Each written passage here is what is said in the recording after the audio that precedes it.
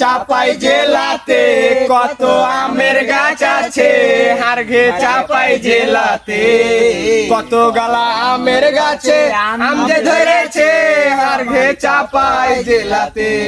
আমের ভিতরে আছে আবার বানানা ম্যাঙ্গো, আরো আছে সাগর, আরো আছে ফজলি, হারঘে চাপাই জেলাতে কত আমের গাছ আছে, কত গালা আমের গাছে আম যে ধরেছে, হারঘে চাপাই জেলাতে।